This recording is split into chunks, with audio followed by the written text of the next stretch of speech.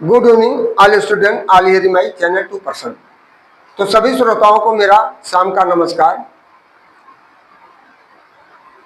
तो कुछ कहावतें ऐसे हैं, अपनी गरज तो लिपटना जरूर था, जब गरज निकल गया तो भागना जरूरी था।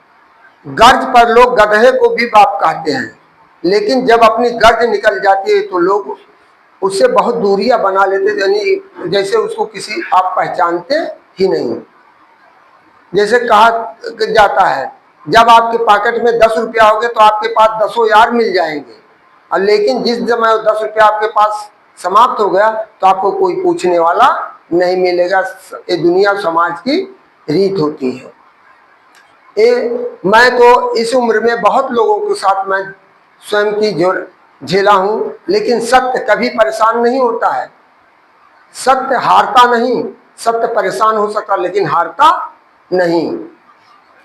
तो मैं इसी मोटिवेशनल वाक्यों के साथ आपको कुछ नए नए जीके के टॉपिक लेकर आता हूं, और आप लोगों से मेरा विनम्र निवेदन होता है कि चैनल को हमारे ज़्यादा से ज़्यादा सब्सक्राइब करिए, वीडियो को लाइक करिए, और वीडियो को अंत तक देखेंगे तभी आपको सही जानकारियां मिल पाएगी। जैसे जुलाई का महीना चल रहा है, इस समय तो ज़्यादातर बड़े बड़े स्कूलों में अप्रैल में ही प्रवेश बच्चे ले लेते महंगी महंगी फीसों में, लेकिन जो छोटे आर्थिक रूप से जो कमजोर होते हैं वो अब जुलाई के दौरान में वो अपने बच्चों का प्रवेश छोटे छोटे इंग्लिश मीडियम जो इस तरह के विद्यालय हैं जहाँ कम फीस है वहाँ पर भी अपने बच्चों का प्रवेश दिलवा रहे हैं। तो मेरा सभी अभिभावकों से अनुरोध है कि आप जहाँ पर आधुनिकता को ना देखते हुए आपके बच्चे को शैक्षणिक विकास जहाँ हो, संस्कार मिले, वहीं अपने बच्चे को आप समायोजित करने का प्रयास करें। इन्हीं शब्दों के साथ मैं आपको मोटिवेशनल वाक्य हूँ, मास्टर दीज टू सक्सेस, यानी दो मास्टर योजनाएं दो सफलता के होते हैं। Speak like a liar, express like a philosopher, analyse like a physiologist, observe like a doctor, decide like a जज, great like an artist, work like an engineer. यदि आप अर्थ समझते तो अच्छी बात है, नहीं तो कह रहा कि वकील की तरह बोलो, अपनी भावनाओं के दार्शनिक की तरह बतलाओ, और एनालाइज बी है फिजियोलॉजिस्ट, और निरीक्षण उस तरह करो जिससे एक डॉक्टर करता है, फिजियोलॉजिस्ट जिस तरह से पैथोलॉजी निरीक्षण करते हैं। Observe like a doctor, doctor के समान उसका अवलोकन करो। डिसाइड लाइक ए जज, और जज की तरह निर्णय करो। ग्रेट लाइक एन आर्टिस्ट, जैसे महान कलाकार जो होता है उसकी तरह आप कलाकारी बनाइए। वर्क लाइक एन इंजीनियर, और एक अभियंत्री अर्थात इंजीनियर की तरह कार्य करो। Do not waste your time in anger, क्रोध में अपना समय मत गंवाओ। Regrets, worries and argued, life is too short to be happy. तीसरा, a remarkable teacher transform an ordinary classroom into a extraordinary adventure where curiosity thrives and lifelong memories are made। चौथा है, be careful with zealous people, जो आपसे यानी घृणा करते उन लोगों से आप हमेशा सावधान रहिए। If you may see them an a family और friend, but they see you competition and that is where the danger lie. पांचवा है, कर्म बहुत ध्यान से कीजिए, क्योंकि ना किसी की दुआ खाली जाती है और ना कि किसी की बद्दुआ खाली जाती है। झूठ, धोखा और बहाने आपको कुछ पल की खुशियां देंगे, लेकिन इसकी कीमत आपको भविष्य में चुकानी पड़ती है। आज तो आप इस लायक हैं, कहीं पर बाप के पैसे से उछल कूद रहे हैं, लेकिन जिस समय आपको 14-14 घंटा की लेबर्टी करना पड़ेगा, उससे सर का पसीना पैर के नीचे आ जाएगा, तब आपकी औकात पता चलेगी। अब तो बाप ने हमको कितना कमा के दिया है, तो आप बाप को कमा कर क्या देंगे, इसके बारे में आपने कभी सोचा है? इसके बारे में सोच कर दिखाइए कि मैं बाप को क्या दे सकता हूं। लेकिन कोई भी बच्चा इस तरह के परेशानियों को नहीं सोचता है। ये जो बच्चा इस परेशानी को सोच लिया वो अपने जीवन में कभी असफल नहीं होगा। और नहीं तो वही, जैसे कुत्ते दो प्रकार के होते हैं, एक कुत्ता तो कार में बैठकर टहलता है, उसको नंबर 1 का साबुन से नहलवाया जाता, बढ़िया डिश मिलता है। एक कुत्ता वैसे होते हैं जो आकर के गांव में शादी विवाह के बाद जब दोनों पत्तल इकट्ठा किया जाता है तो वहां आकर के खूब झवझव करते हैं। तो उसी तरह उस बच्चे की भी कंडीशन होगी, उस बच्चे की कंडीशन होगी जो अपने माँ बाप के परिस्थितियों को देखते हुए अपने को नहीं सचेत हुआ, तो उसको भी कुकुर के समान झवझव झवझव करना पड़ेगा, पूरे जीवन करना पड़ेगा। तो इन्हीं शब्दों के साथ मैं आपको कुछ general knowledge question and it's answer, इसमें तमाम प्रकार के इतिहास हैं, ज्योग्राफी हैं, हर प्रकार के क्वेश्चन आए जो यूपीएससी वनडे कंपटीशन से संबंधित आपके लिए ज्यादा महत्वपूर्ण है। तो मेरा पहला, कूका आंदोलन की नींव किस राज्य से पड़ी? पंजाब। 1840 में भारत में जवाहरलाल नेहरू ने किया था। दूसरा, शासन ने दीन ए अमीर नामक विभाग की स्थापना की थी, मोहम्मद बिन तुगलक ने की थी। तीसरा, अब्दुल रज्जाक किसके शासनकाल में भारत आया था? देवराय द्वितीय फारस से। चौथा, जीवाश्मी ईंधनों में एकमात्र ऊर्जा का चरम स्रोत है सूर्य।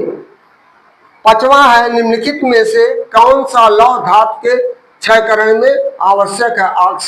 ऑक्सीजन तथा नमी। और छठवां है, रज्जनामा किस ग्रंथ का फारसी अनुवाद है? महाभारत, अकबर के शासन काल में। सातवां है, चंपारण कृषि जांच समिति का अध्यक्ष कौन था? एलजी सलाई आब्लिक रूली, 1918 नील क्रांति। नौवां है, कौन सा पदार्थ पृथ्वी पर प्राकृतिक रूप में पाए जाने वाला सबसे कठोर है? हीरा सबसे कठोर होता है। 10वां है, महासागर में डूबी वस्तुओं की स्थिति जानने के लिए किस यंत्र का प्रयोग किया जाता? सोनार। 11वां है, रामसर सम्मेलन किस संबंध से है? आर्द्रभूमि संरक्षण, 1971 ईरान के राम सागर शहर में। 12वां है, बंगला उत्सव किस राज्य में मनाया जाता है? मेघालय में गारो जनजाति के द्वारा मनाया जाता है। 13वां है, किस राज्य केंद्र शासित प्रदेश में जावा जनजाति निवास करती, अंडमान और निकोबार में निवास करती है? 14वां है, मकड़ियों द्वारा उत्पादित रेशम क्या कहलाता है? गाश्मीर रेशम या गोसामर रेशम। 15वां है, नदी का जल प्रदूषण किससे मापा जाता है? जल में घुली ऑक्सीजन की मात्रा से मापा जाता है। 16वां है, कहाँ भाड़ पाथेर नामक लोक नाट्य मनाया जाता है? जम्मू कश्मीर में। 17वां, अंग्रेजों के विरुद्ध बनारस विद्रोह का नेतृत्व किसने किया था?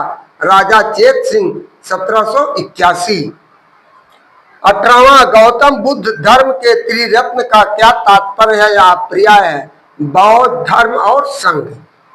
19वां, संगम योजना किससे संबंधित है? विकलांगों दिव्यांगों की कल्याणकारी वृत्ति करना, 1966 ईस्वी में। 20वां है, प्रथम पंचवर्षीय योजना किस मॉडल पर आधारित थी? हेरोड डोमर मॉडल, कृषि सुधार। 21वां है, 21वां है, वीरता का पुरस्कार कौन सा है? परमवीर चक्र। 22वां, कौन सी नदी डेल्टा नहीं बनाती? नर्मदा नदी डेल्टा नहीं बनाती है। 23वां, ज्वार भाटा की उत्पत्ति का क्या कारण है? चंद्रमा का गुरुत्वाकर्षण। 24वां, कौन सी वर्ष, कौन सी हवा वर्ष में अपनी दिशा 2 बार बदलती रहती, मानसूनी हवाएं बदलती हैं। अंतिम है 25वां क्वेश्चन, जीवाश्म किस प्रकार के शैलों में पाई जाती है? परतदार अवसादी शैलों में पाई जाती है। तो इन्हीं शब्दों के साथ मैं आप लोगों से या विनम्र निवेदन करता हूं कि चैनल को हमारे ज्यादा से ज्यादा सब्सक्राइब करिए और वीडियो को अंत तक देखें और फॉलो करना ना भूलें, क्योंकि आपका एक फॉलो करना, लाइक करना हमारे लिए बड़ी उपलब्धि होती है, जिससे हमारा मनोबल ऊपर उठता है। आज 2-3 विद्यालय के बच्चे हमारे यहाँ, नए विद्यालय के बच्चे पढ़ने आए थे।